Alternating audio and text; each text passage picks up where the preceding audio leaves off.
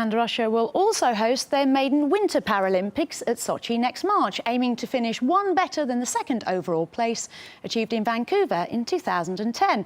And some potential medal winners were among those honoured at last Friday's annual Sporting Awards, as Michael Kravchenko reports.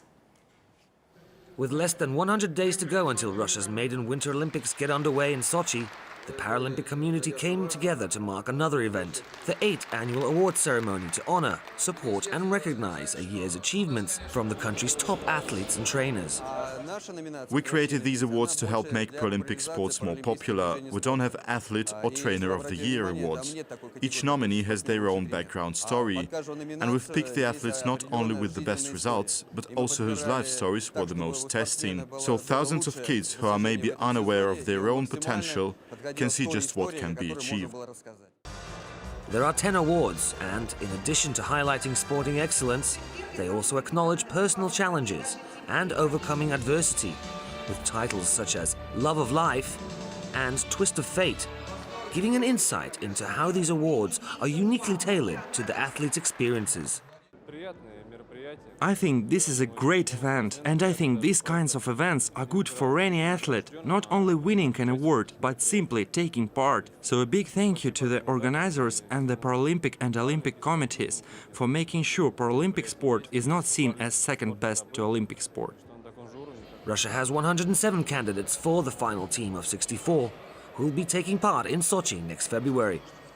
And they'll be followed by over 600 Paralympians, all vying for one of the record 72 medals to be won. Slowly but surely, we are getting ready for the Paralympics. We have an extra month, as we only start in March, but everything is going according to plan.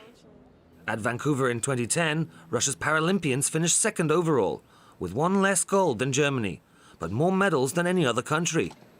And this time, at their home event, Russia aimed to go one better, with the state pumping millions of rubles into the nationwide development of all-access multifunctional sport complexes.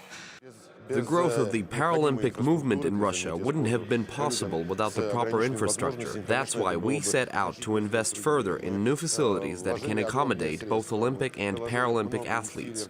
I'm happy to say that regions all across Russia are now opening great venues that are fully acceptable to our Paralympic athletes. So while staging their first ever Winter Olympics has long been expected to make the nation proud, the hosting and achievements of the Paralympics could leave a lasting impression. Awards recognizing athletes' achievements throughout the year are always important, and for Russia's Paralympic athletes it's also the final time they can get together ahead of the upcoming winter season. And with this season's big prize being Sochi, there may well be a Paralympic champions among them come next year's awards. Michael Kravchenko, RT, Moscow region.